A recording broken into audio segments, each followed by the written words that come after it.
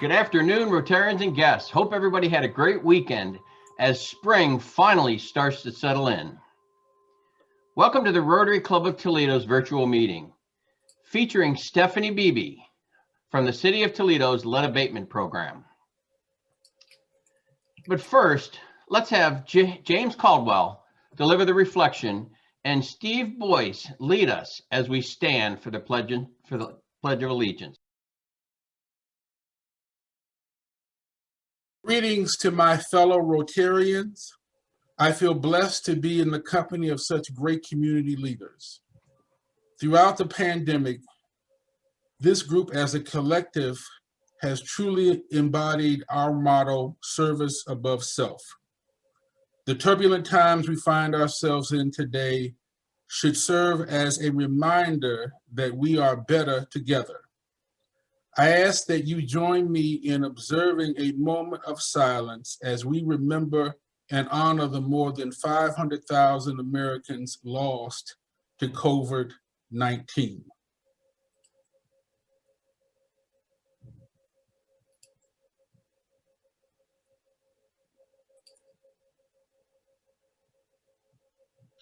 May they rest in peace.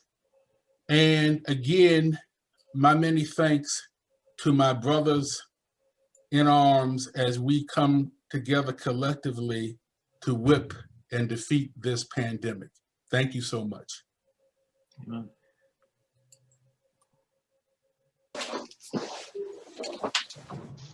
Rise for the. I pledge allegiance to the flag of the United States of America and to the republic for which it stands, one nation, under God, indivisible, with liberty and justice for all.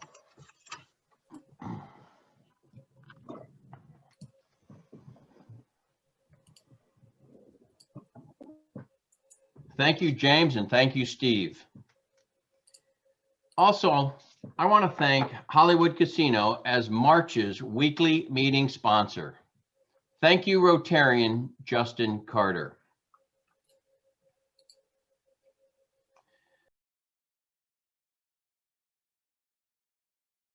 I've got a couple of quick updates. Rotary Club of Toledo is in the news. The Blade has featured Doug Necker's in Sunday's op-ed column titled Heroes. If you haven't done so, please check it out. Also, our club was featured in today's local news section about our impact our foundation makes locally and around the world. Thanks to all Rotarians for your continued support and donation, which makes this possible. And I just want to remind everybody about the Peace Committee Service Project, which is the 21-day challenge. If you have any questions, please contact Peace Committee Chair Kurt Church to sign up today. And here to provide us with an update on the countywide V Project initiative is Dean Neese, who is heavily involved in the project and sits on the club's ad hoc committee. Dean? Thank you, President Alex, and welcome, fellow Rotarians. As President Alex mentioned, I'm part of our club's ad hoc committee. I'm also part of the Business and Industry V Project broader committee. Please visit the V Project website that's linked within the spoke from last Thursday. You'll see that page 3 of the spoke provides an excellent basis of information, links you to various sources within the V Project.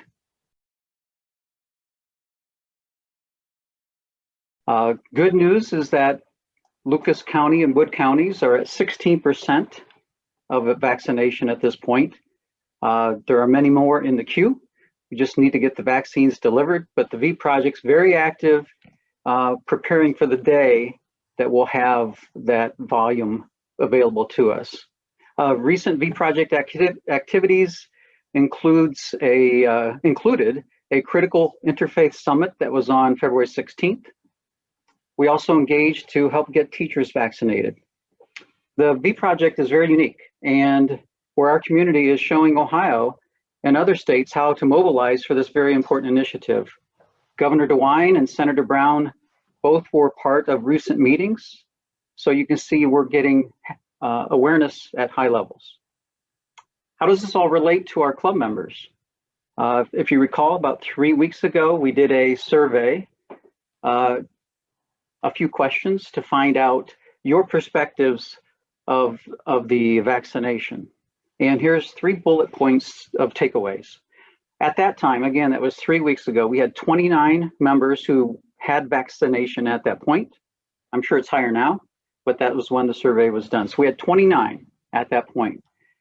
The great news is that 89%, I'll repeat that, 89% of you, our members, indicated that when the vaccine is made available to them, they are prepared to get vaccinated.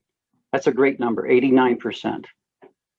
COVID remains a significant concern for our members, and we are doing our part for the objectives of the V Project, which include 3 things: educate, motivate, and vaccinate to slow the spread of the virus. So that's our update. I think there's good news. We just need to get vaccines rolling out in the community at a greater pace.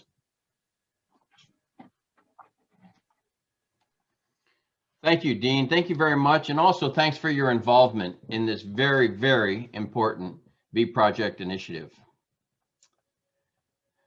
And finally, here is past President Dick Wolf, who is leading our Lead Abatement Transformational Project, to introduce today's speaker.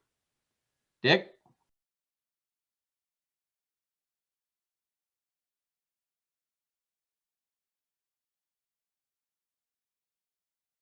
Well, we might just have Stephanie introduce herself, which I'm sure will be good as well, maybe better. I can absolutely do that. All right, great, Stephanie. Thanks. No problem. So my name's Stephanie Beebe. I am the Lead Safe Coordinator for the City of Toledo's Department of Neighborhoods. And what that basically means is that my role is to coordinate and facilitate the lead safe programming throughout the City of Toledo and work with various agencies, public, nonprofit, private industries, businesses, and try to coordinate an effective rollout of both the new lead ordinance that came to pass in October of 2020, as well as all of our wraparound programs, grant services, and things like that, and keep developing more. So it's a very small job, no big deal at all. And I'm excited to be here today to present to all of you. And I really want to thank you all for having me. And I also want to thank you for all the good work you do. I read the articles in the Blade and everything, and it's very exciting to be able to work with you today. So on that note, I'm going to go ahead and share my screen.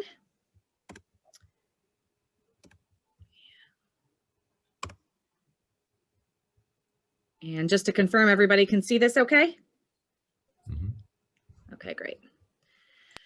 All right, so a quick background. So the City of Toledo is partnered with the Toledo Lucas County Health Department, as well as our local Toledo Lead Poisoning Prevention Coalition. And those 3 agencies effectively are at the forefront of what we like to call Lead Safe Toledo, all of our lead safe programming. So when I say we, I usually am referring to the City of Toledo, which is my direct employer, but when I talk about lead safety in Toledo, those are the 3 main partners that I'm really running with to get this work done. So I want to let you all in on some facts. So I had several slides all crammed with facts, so I tried to pick the most important ones because this is such a endemic problem here in Toledo. But basically, in 1978 was the year that the United States banned the manufacturing of lead-based paint, and Toledo has a much older housing stock, approximately over 100,000 residential housing units are built before 1978. So effectively, we have inherited a legacy of toxic materials in our homes. And, you know, my focus again is on the lead-based paint. We do have lead water service lines that are being replaced by DPU as well as private contractors. But this issue has sort of just been part of our history that we are now trying to grapple with and continue the decline of lead paint and lead blood lead levels in our children. So the major cause of high lead in homes, we know that they're related to deferred maintenance costs and low rental housing values. So because property values in Toledo are low, there's generally a lack of maintenance that occurs to get this lead abated. And so we have even more properties here with that lead, suspected of having the lead. We have double the statewide rate of lead poisoning in 2010. That's the stat that I'm using. And then since the rate of blood lead levels has lowered since then, we can expect an even higher rate. So the CDC dropped down the rate to 5+. It used to be, I believe, 10+ as of 2010. And that's the elevated blood lead level in children. Every single zip code in Toledo is considered a high risk for lead poisoning. It's also really important to keep in mind that this is an issue of racial equity and environmental justice, because African-American communities here in Toledo are disproportionately affected at more than a 2-to-1 ratio. So this affects Black and Brown children to such a greater degree, and we really need to be cognizant of that when implementing any kind of lead-safe programming as well. And there are no preventative measures right now in Ohio law or in nationwide law. The only preventative measure that has come here locally was the Toledo lead law here for the rental properties. So effectively, Ohio and the United States uses children as canaries in a coal mine to detect the presence of lead. So here's some local statistics that I was able to pull from the health department. So from 2015 January to the end of December 2020, almost 4,000 children, and these are ages babies up to 6 years old, attested above that 5 level of concern here in Toledo. The majority of those children live in 1 to 4 unit rental housing built before 1978. And it is suspected that that is the cause of the lead poisoning. 60+ housing units in 2019 alone were tagged as lead hazards. So what they do at the health department is whenever a child has an elevated blood lead level, they do a questionnaire. It has to be above 10 for them to do an in-home investigation. At that point, they tag the house, if the house is the cause of the lead, as being basically a lead hazard and unfit for occupancy. That hazard has to be addressed. One thing to keep in mind is that lead poisoning effects are permanent. There are some treatments available, but for the most part, once a child has the damage, because it's in the early developmental stages, they're going to suffer that damage for the rest of their life. And this affects their ability to earn income, therefore their ability to pay taxes. So it reduces overall GDP. There's physical and mental health issues that continue on forever and puts a strain on the rest of our public systems, our medical system, our criminal justice system, things like that. So what are we doing about the problem? These are our strategic priorities for how we want to address the lead problem in our community. So number 1 is decrease childhood lead poisoning by increasing lead safe housing. So we're going to start, the goal here is to start with the highest risk populations in Toledo and expand. We're looking at about 23,000-ish structures. Those are 1 to 4 rental units here in Toledo. They're our highest risks. At the same time, we need to prevent occupant displacement and property abandonment. A lot of concern about the lead ordinance is that if we do this, you know, rental owners are not going to want to pay the cost and they're going to walk away, or tenants are going to be evicted because they don't want to comply with the lead ordinance. So being cognizant of these challenges and recognizing that we need to have programs available to combat them and also help owners, you know, keep the property and perform this renovation work is essential. Another big priority is we have to use data to monitor, report, and refine. This is where I'm really a stickler about. I really believe strongly that programs should be reflective of, the data and the need in the community, that you should have a program in place that is able to be refined based upon what works best. So don't be afraid to change. Don't be afraid to admit that something's not working right, and then change it and improve it, and go from there. And then finally, community engagement, partnership building. What has to happen here is it has to be a community-wide effort. It cannot just be the city trying to do a thing to a community. It has to really be a partnership with everybody on board to wanting to get this done. And to do it right, like, our housing challenges need to be addressed comprehensively, and comprehensive work does not exist in silos. So we cannot work alone in this. Again, we have to work together. So I'm going to spend a little bit of time talking about the 2020 lead ordinance, because that is our first major initiative, and I'm going to talk about what that, who that impacts, and the details around that program.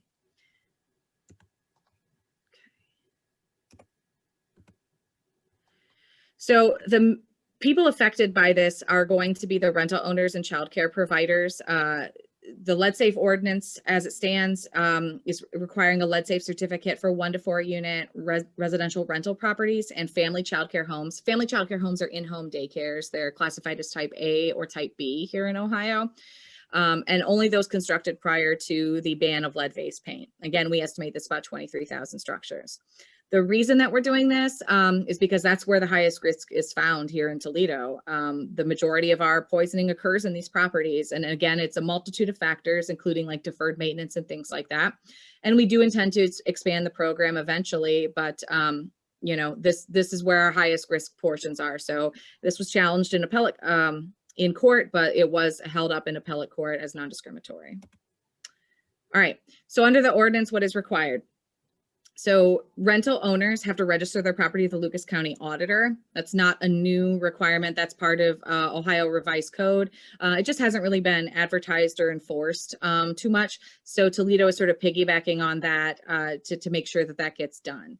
And that registration is also going to be publicly available so that individuals who are seeking to understand who has an LLC or, might own this property is going to be able to have a local contact here. The deadline for that registration is this year before Toledo starts enforcing it. Following that, they have to have a lead safe certificate. So they have to pass a visual and a dust wipe inspection has to be performed by a local lead inspector.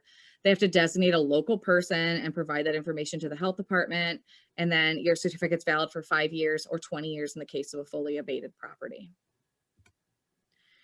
So this is compliance dates. And that's a map of the city of Toledo with the colors shaded in. The first compliance day, as you can see, is that red zone. And that's one of our highest risk zones here in Toledo. Then the other red and darker orange to lighter orange. You can see the concentration around our core city because that's where the bulk of lead poisoning generally tends to occur. Now, I did add these in. You can see the dates and the estimated rental structures under the ordinance. So you can see like the largest zone is 5,237. That's the one that's coming up the most quickly. And from there, it kind of tapers off a little to hit the total of about 23,000 units. And this map is available on our website, ToledoLeadSafe.com. You can go there and search it, and there's a lot of great information there. All right, so I want to talk numbers, right? We all are concerned about the money involved in this. So how much is it going to cost? Well, first of all, the average rental unit in Toledo is about 1,000 square feet, and it rents for about $700 a month. We anticipate a owner who already has a well-maintained property. The cost of them is going to be about $600 per unit. And I broke down those costs here if anyone wants to see exactly what I was talking about. If you need to do like a full exterior wash, like scrape and paint, basically, it's about $2,200. And then if you need to do a full abatement of the property because you have very serious lead hazard problems, you're looking at around $11,700. That data was taken from our city lead grant program. So that is for the city to do the work. You as a private individual might be able to get that cost down a little cheaper.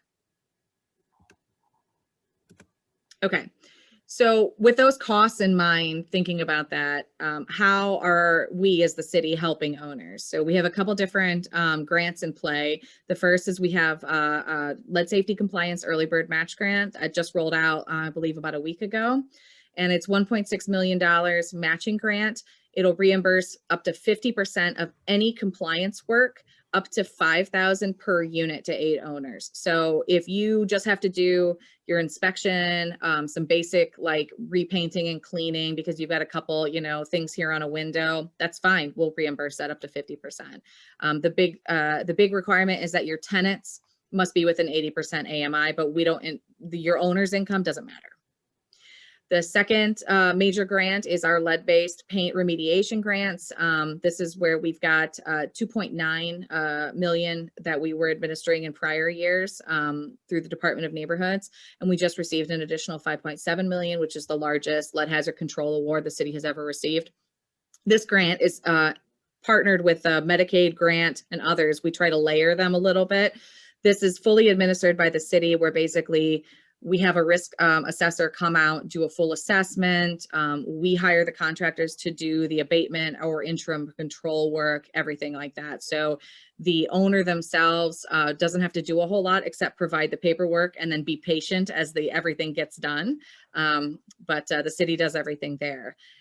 And then additionally, we're running an outreach and education campaign. I have an owner advisory group that meets with me every single month.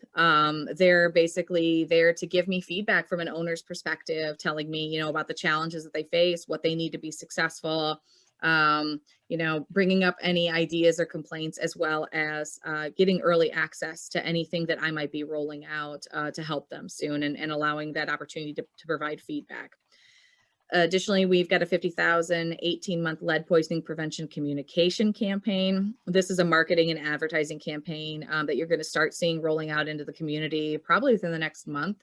It includes media spots, print, video. We're doing a small docu-series, targeted social media outreach. So kind of all the above to try to educate people about lead in our community, as well as offer opportunities for them to be able to get involved.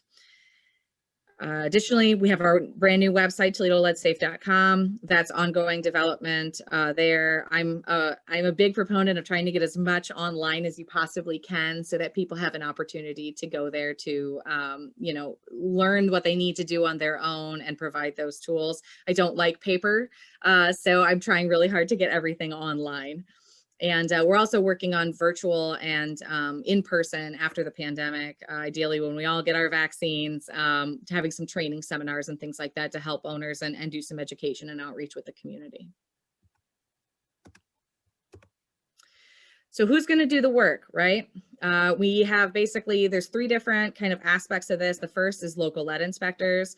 These are licensed lead risk assessors, lead inspectors, and clearance technicians. Those are 3 licensures under the state of Ohio that need to be held. You have to have one of those in order to be considered a local lead inspector. And right now we got 33 of them, and we estimate we need about 150 by the 5-year phase-in to really do this kind of work. We also need lead abatement workers. These are your contractors and the lead workers themselves to support the private market growth to actually get the work done, as well as perform city contracted grant work. One of our biggest hurdles right now, which I'll talk a little bit more later, is that we have this grant money, but we don't have enough real workers to be able to do it. Literally, we have 6 companies right now, and we need a lot more to be able to get this work done. Unfortunately, those 6 companies are not only doing work for the City of Toledo, they're doing private market work, they're doing work for the health department, they're being pulled by other people too, because this is a problem not just for Toledo, but across the state and across the nation. There's literally not enough lead abatement workers to get all of this lead out. And finally, there's RRP certified contractors. Renovation, repair, and painting is what RRP stands for. This is an EPA requirement. So to perform any work that might disturb more than 6 square feet of presumed lead-based paint, you're required to hire an RRP contractor. This is pretty underused in the Toledo market. A lot of people don't know that this even exists. So say you're doing a renovation, you know, in your kitchen, and you have a 1950s house like I do, you're supposed to have an RRP contractor there to be able to, you know, remove those walls or whatever the heck you're doing that might disturb more than 6 square feet. Currently, we've got about 73, and we need at least 100 people certified to do this. And we also need to increase our education and enforcement of that RRP protocol. The reason RRP exists is so that people don't go out and do like an illegal scrape and paint, say on the exterior of their home, using non-safe methods, and that lead then gets all up in the air and is exposed to the neighborhood and the community at large. So if you don't do the work correctly, you're just sort of releasing it into the community, which is not good for anybody. So what does this cost for workers? How much is it going to cost them to get certified? So becoming a clearance technician, and the clearance technician is sort of the lowest bar of entry. You don't have to have any sort of prerequisite work or experience or educational experience. So you can start at this job and just enter in right there and then sort of move up. So to become a clearance technician costs about $667, and there's a breakdown there of the fees. Now, to become a lead abatement contractor, that's sort of like the highest bar to do lead abatement work for the city. So the highest level of kind of how you can get involved in this, you're looking at about $1,635. And there's a lot of requirements there. So some of this can be really difficult and challenging for a regular person to get involved in these kinds of programming. And there's, like I said, there's other certifications like lead inspector, risk assessor, and then the baseline lead worker. I don't have their costs here, but I'm happy to provide those if anyone is interested. So how is the city trying to help workers? We are doing some training and outreach. We've got privately taught lead classes in Toledo. We're working with a private company called Lead Experts.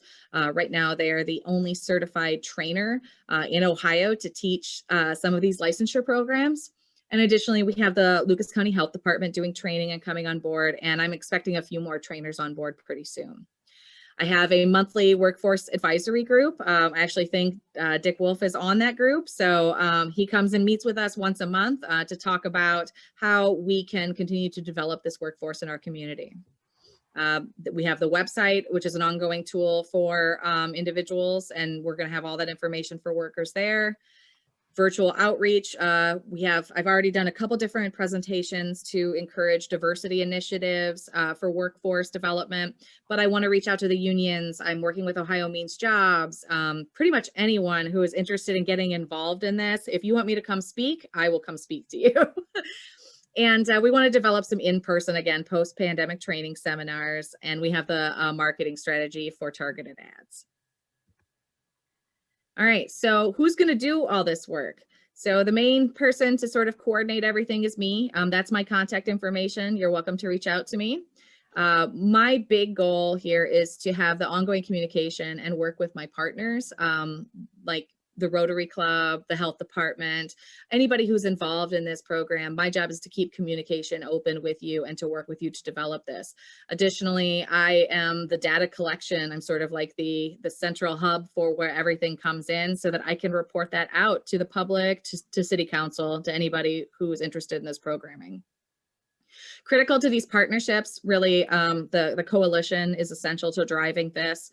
They're my main community bridge to reach out there. Also, large scale property owners, if you're a public or private entity and you've got a ton of property, it's important for your involvement here so that we can try to work together to make Toledo lead safe.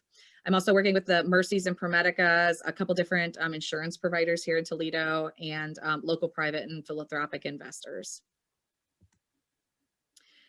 Enforcement of the lead ordinance really comes down to two departments. The health department, they're the ones that issue the certificate and make sure everything's on the up and up.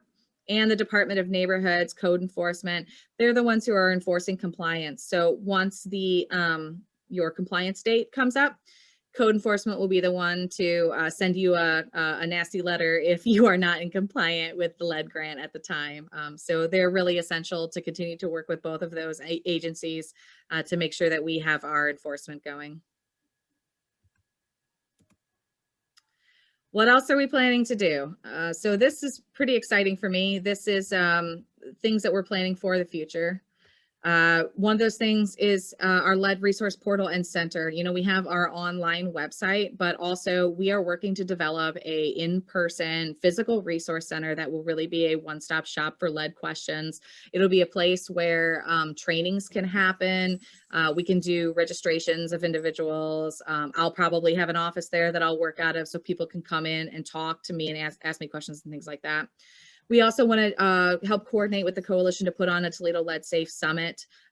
This would be a conference about lead safety and healthy housing. It would be educational for tenants, owner occupants, you know, and lead professionals and people involved in this and advocacy groups. Also ongoing is our funding and resource development.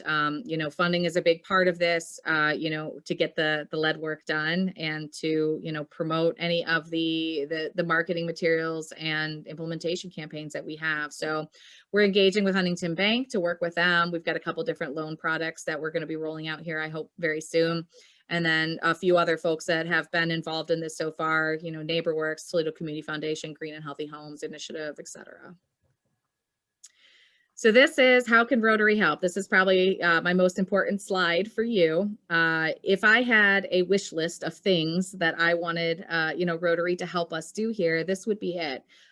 First and foremost, our workforce development needs assistance. I'd love it if you had a participation in our monthly advisory committee. I know Dick's already on there. I welcome anybody else who's involved in this construction or inspection field that might help me, you know, continue to develop the workforce. Engagement and marketing for companies and personnel already in inspection work is really important because not only are we going to be taking, you know, individual people who want to get involved in this field, but I think it's really critical that we take people that are already general contractors doing renovation work, maybe doing home inspection work or realtors, you know, things like that, and getting them licensed and certified. They're already in this field. They already know the sort of the problem that we're dealing with. And I think that it's really essential to bring them on board. So there's room for both small business owners, freelance inspectors, how to help them get started. You know, there's additional requirements like taxes, insurance, and educating them on what they're getting involved in when you start up your own company, I think would be a great help. You know, the RRP contractor training and education requirement for owners, helping me get the word out there, maybe doing additional trainings there. You guys have connections all throughout the community on property owners and companies involved in this. Finally, there's help with a training location. Right now, the only training location that's being used is a very tiny ballroom in one of the local hotels, and it can only allow up to like 12 people with COVID restrictions, and still it's still not good. Like I went there a few weeks ago, and it's too small. It's way too small with what needs to be done. So until we get a lead resource center really up and rolling where we can have a dedicated space for this, I need a large room that can be provided for individuals to host up to 20 to 25 people during COVID restrictions, or maybe also providing some kind of grant funding for worker training, like a subsidy reimbursement or small business education. Those are my big asks on workforce development. Additionally, some outreach and advocacy. Again, you've got the networks. Talk to them about lead poisoning and ask them to get involved. Ask them to join the coalition or talk to them about what they can do. Join the coalition. I know a couple of you are already members and active there, and that's great. They're really ramping out and they've got committees rolling, and I'd love to see Rotary step up and be a part of helping to guide them to be a really functional advocacy coalition. We've got the Lead Summit, we've got planning and development there, and the Lead Resource Center, that physical space that we're looking at. So this is kind of my wish list. It's broad, but I'm open to anything that you guys got. And like I said, I'm very excited to be here. And I want to thank you so much for having me today.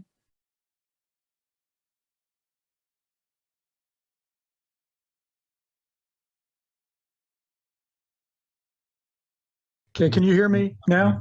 Yeah, Dick, go ahead. Okay, great. First of all, I want to apologize to Stephanie for not being there to introduce her today. That's I do apologize for the technical difficulty, and to everyone else too. Stephanie's been a great resource for me to try to find ways where Rotary can be involved. As she said, I have started to participate on the advisory committee with her. I just wanted to make sure that everybody was aware lead poisoning identification, education, and abatement are a transformational project which our club adopted in 2019. And we were somewhat hampered by the pandemic moving forward. It's obviously a long-term project, but I just wanted to make everybody aware that we have, through our foundation, contributed $10,000 to Toledo Public Schools to assist them in testing incoming kindergartners for blood lead levels. We are working with Stephanie to see what we can do further. I have participated in the Toledo Lead Coalition. Mike McIntyre just joined one of the committees on the Toledo Lead Coalition. I plan to join a committee also. And we have a small subcommittee in Rotary that takes care of these things for now, but we're going to try to put that out more to the membership so more and more people can be involved.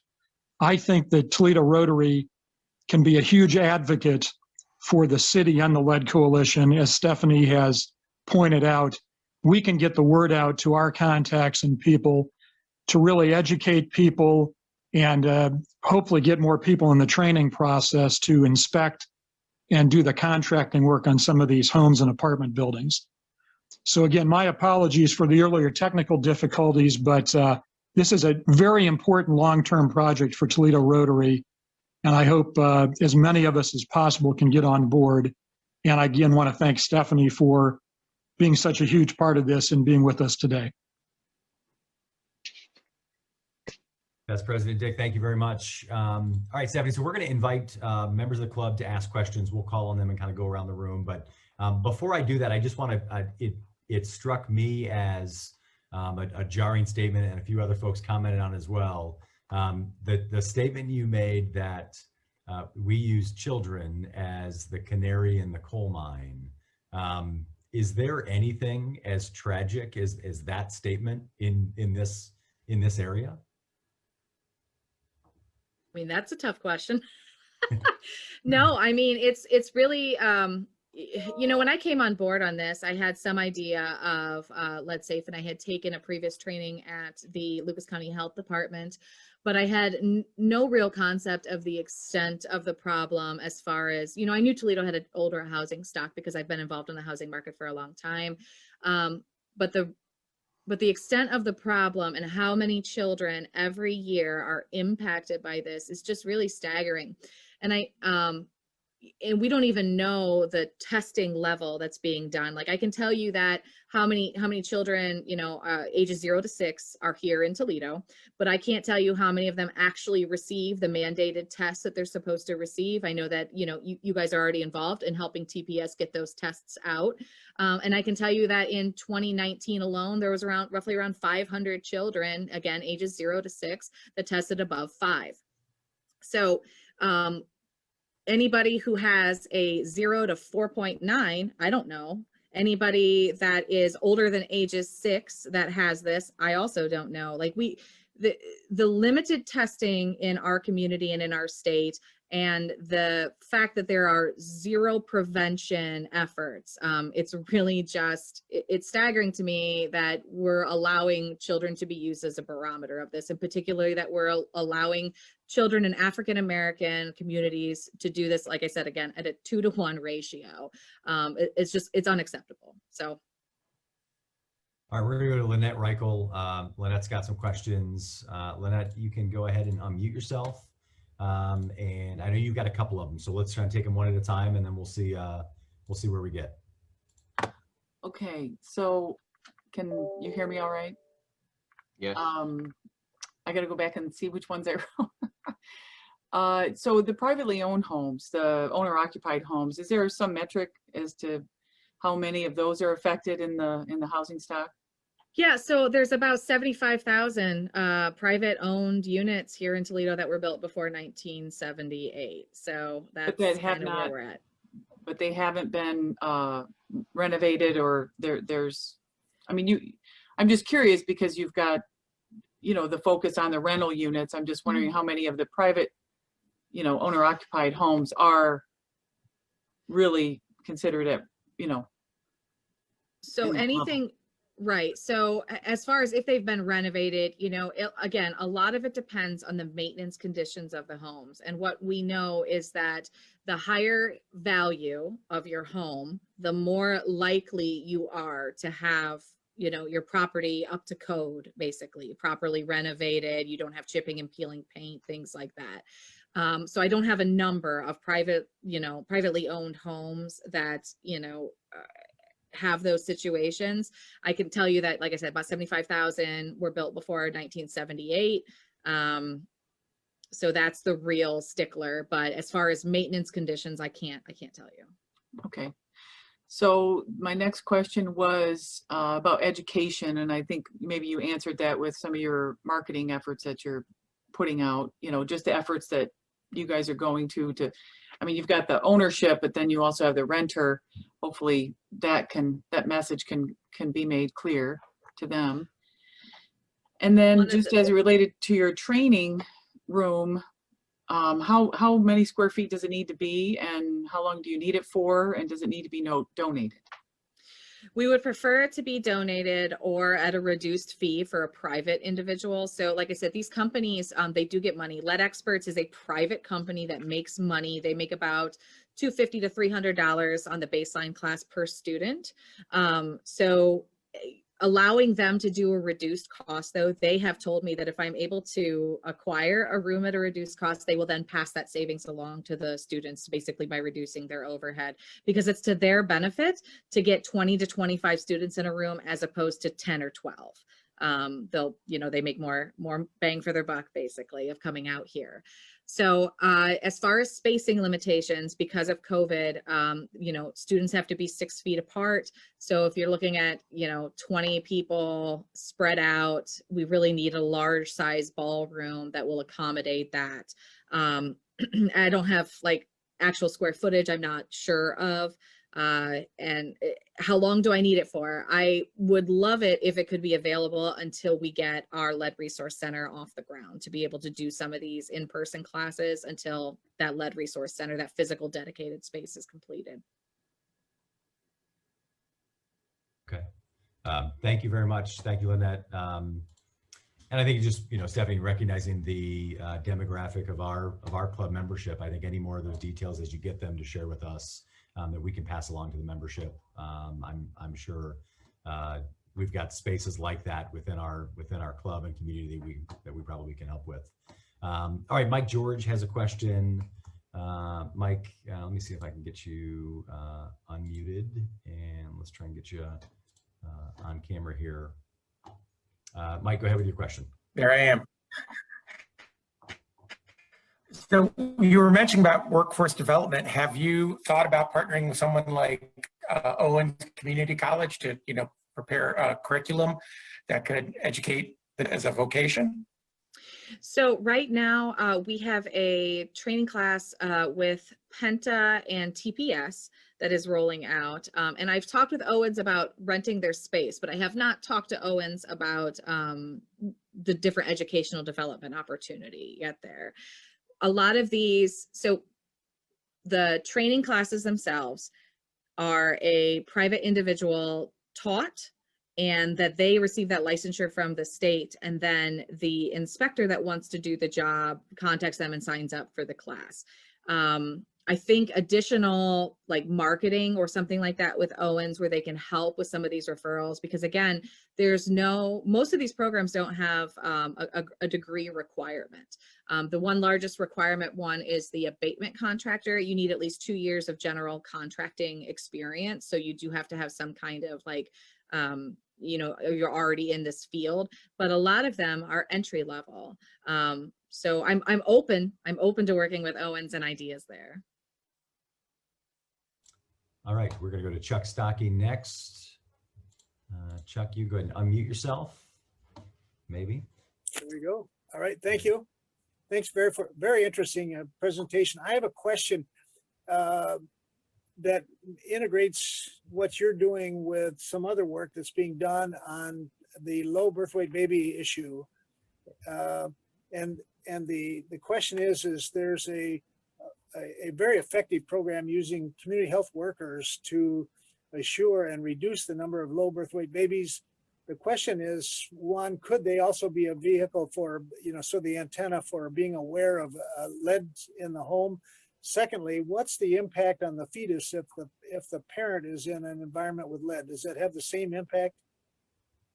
So, to the community health workers, yes, I'm already talking with Mercy and the Help Me Grow. They're a division of Ohio, to get those community health workers who are already in the homes and already engaging with families on board with lead safety and involved with me directly. So I would love to do additional outreach there and work with them directly, because I think you're absolutely right that those are the individuals that are already out there and in the community and know exactly what we're looking at. So I think that is really smart. As for fetal development, yes, pregnant women do need to be tested for lead. They also need to avoid, being in a lead unsafe environment. Like, as far as the exact issues, I don't want to speak to those because I'm not a doctor. The CDC recommends that, as it can cause delayed development, it can cause other prenatal issues. You should talk to your pediatrician about that to be confirmed, but yes, it is a concern that pregnant women are also living in unsafe lead issued homes. Yeah, so if you make a point to connect with the Hospital Council of Northwest Ohio and their Pathways Hub system, because they should be a key partner for you, connecting with all of those CHWs, and that we should put. They're doing, I think, around 1,000 pregnant women a year at least. So that's a big population that you could address. Secondly, I think about from a vocational service point of view, hopefully at some point we work ourselves out of this lead problem, but, really building the case or making the case for career opportunities for young people who have mechanical skills, maybe not post-secondary college candidates, but this would be a and create an opportunity for them. And I think it'd be worthwhile to do a little profile, and because our Rotary Club is very engaged with the secondary education community, this provides a pathway for that message to get out and create awareness about the income opportunities for a young person in that space. So something to think about. Absolutely. Yeah, we are working with Pathways. Jan Ruma is very involved with us. So that's exciting. And I'm hoping to develop additional community outreach tools and things like that. I did want to mention, I'm working with Sandy Spang at the Small Business Development.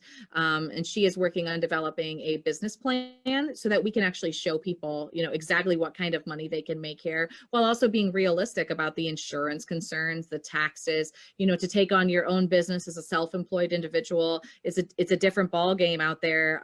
So we're trying to do both, where we're looking at companies who want to expand their workforce and hire individuals with these certifications, and also people who want to be their own boss and do this as a self-employed and freelance gig. Excellent. All right, we're going to Chuck Mann next. Chuck, you're up. Little information about the perspective that I come from. I'm a retired painting contractor, third generation painting contractor. And a lot of people don't understand or ask me, why is it that kids ingest lead? Why would they do that? And the reason for that is back when we didn't do a lot of residential work, and we didn't do any bridges or a lot of the structures that lead was put in. But the common means for painting a lead-based house would be you would open up the container of lead, reach down with your hand, throw the lead into a 5-gallon bucket and add linseed oil to get it to the point where it was soluble, where you could add it to a building. It was very, very good at stopping rust. It was a very good coating. It stuck adhered very well on exterior coatings of any kind. But the problem with it, what they found out is kids eat it. They chew on it because it tastes good. It's sweet. I have in my file somewhere an ad for Dutch Boy paints. If anybody remembers Dutch Boy paints, I have an ad that says, that advertises the different flavors of Dutch Boy lead, of strawberry, of the different, that you can buy, so that It's just an incredible stuff. Anytime they tear down a bridge, ladies and gentlemen, if it was built before 1978, and that's virtually every bridge in Northwest Ohio, every time they do any work repainting or tearing down that bridge, they disturb this lead, and it goes all through the neighborhood and through. If you're driving past with the windows down, you're going to get a face full of lead. It's out there, and it is so prevalent in any coating removal that it's a really difficult problem, Stephanie, and you'll retire at this one. So I wish you good luck. So I can tell you that, our current lead ordinance, which focuses on the rental housing, it's got a 5-year phase in. My goal is to really do a 10-year program to make sure that this rolls out appropriately and expand from there. But my ultimate goal is to work myself out of a job. I did I did the demo program at the land bank prior to this and worked myself out of that job effectively. So now I'm here to do it with lead, because hopefully in 20-25 years, you guys won't need me and I can go do something else. That's kind of where I'm at. I love it. You're so effective at your job. You keep getting unfired into other roles that we need to get fired from. So I appreciate it. It's been great. It's been great. I loved working for the land bank. I love the program that we did there. I'm really proud of that team. And, I'm excited to have the same thing happen here. Hopefully, cross your fingers. I also had to really resist the urge when Chuck was talking about his 3rd generation of consuming lead paint. Maybe that isn't exactly what he said, but maybe that's what I heard. All right, Bob Savage, you are up next. So I'm going to unmute you and you can go ahead with your question. Yeah. Stephanie, thank you for joining us. This is not only a problem in Toledo, but unfortunately, it's a big problem here like it is other places. The one statistic you put up on 23,000 structures, I think, that were either rental or daycare. And the daycare sort of jumped out at me. Do we have any idea how many buildings that are being used for daycare, and are those facilities on a priority track?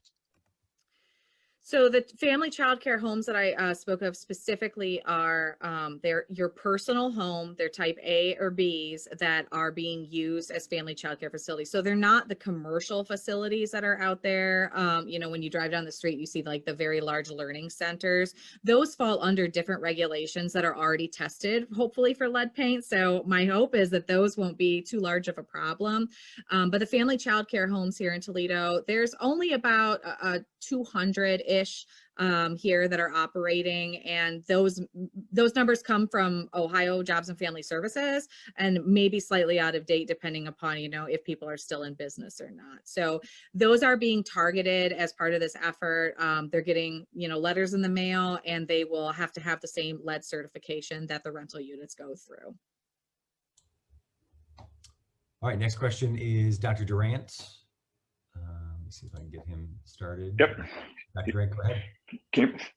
Again, I just want to say appreciation to the speaker. I think your canary in the mind is a classic example that I think really strike when people hear it, that this is going across the United States of early childhood children being exposed at this level, but it also adds to the compound of things that are weighing against inner city children within urban environments that are predominantly heading to public school system to address multiple concerns, multiple needs.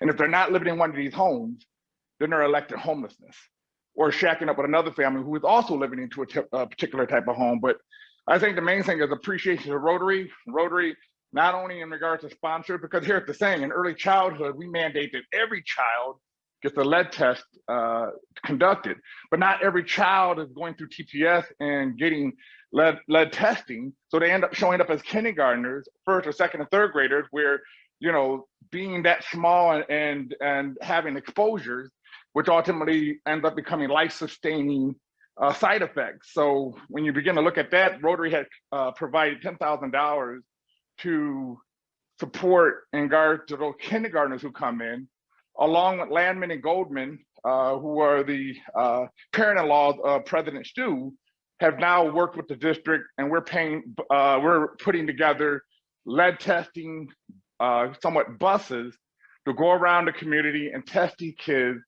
who aren't with us, but are in early childhood, who are identified as early childhood age, so we can get a handle on these kids who are coming in. People understand that these kids come in with traumatic neurological disorders, meaning one of the hinderings of it, if it's not ADHD, that this side effect keeps them from building relationships, so they have a loss of understanding authority. And when there's no understanding of authority, either one, you find yourself in the office every day, two, you're looking down at a barrel and ultimately losing your life in regard to failure to follow direction. Again, these are all things that are stemming from 2, 3, 4, 5 years of age. So when people say, what do? You got to correct this on the front end. If you go into the prison system and you test those who are prisoners, you will see that a vast, overwhelmingly numbers of them have high levels of lead existing from their earlier age, and it has perpetuated within the system of prison as well. So when they get out, they're not coming out any better. They're coming out even more poisoned, particularly if the system they're already going into is also adding to the lead that they've already received when they were younger and earlier ages. So, I mean, this is a huge issue, but I can tell you Downtown Rotary had put their foot up in essence of stepping forward and supporting in essence of how we get after kindergartners who bypass and miss the early childhood age, and as well as providing buses to help mobilize. But I asked the speaker anyway that, like I said, I know we're working together because Dr. Adams helped leading in essence some of our kids helping to become somewhat a mediator for lead testing, et cetera. I know there's an age barrier, so we try to work around that. But again, we're trying to be a solution to that. And any way we could be of help to you, please let us know. Thank you. Stephanie, thank you very much. I saw a note, just want to draw his attention to it, the note Stephanie put in the comments that if you do have a question for her, you can email her directly, stephanie.beebe@toledo.oh.gov. And she's happy to answer any additional questions. Stephanie, thank you so much. We appreciate your presentation today. And I'm going to pass it back to President Alex. I just want to say again, thank you so much for having me. And again, I apologize if I did miss any questions there. I did lose a connection. So please feel free to drop me an email if there's anything I didn't cover today. I'd be happy to talk to you about it, as well as other opportunities that we can engage and partner with each other.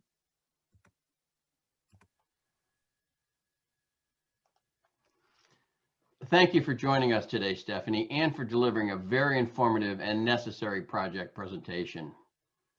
To thank you, we'll be sending you a well-known book in Toledo, Historical Tales of Toledo, authored by Rotary past president Clint Mock, as our gift to you. We will also make a donation to the Polio Plus Fund in your name. Again, thanks. And now, here is past President Chuck Mann. We missed him last week, but back today with more Chuck's Chuckles. Chuck? Thank you, President Alex. A young man is passing by a bar when he sees an old woman fishing with a stick and a string in a puddle by the sidewalk. She must be a poor old fool, he thinks to himself, and out of the kindness of his heart, he invites the woman in for a drink. After he's paid for their round and the two are sitting quietly, he asks her, "So how many have you caught today?" The old woman grins, takes a big sip of her drink, and replies, "You're the 8th. President Alex?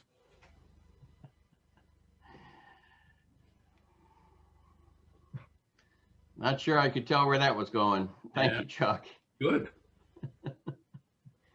Next week, our weekly meeting is on Tuesday, March 9th at noon. Our speaker will be United States Senator for Ohio, Senator Rob Portman. This meeting will be a joint meeting with the Maumee Rotary Club. There are no committee meetings today. Have a great week, everybody, and we'll see you next Tuesday. We're adjourned.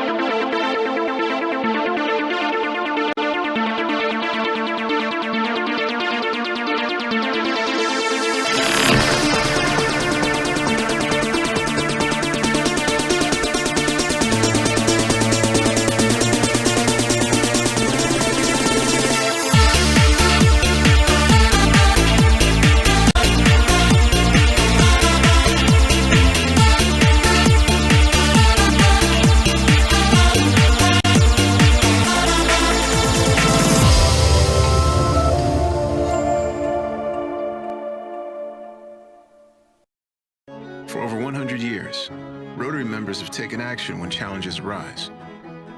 We know what people can do when they come together and put others before themselves.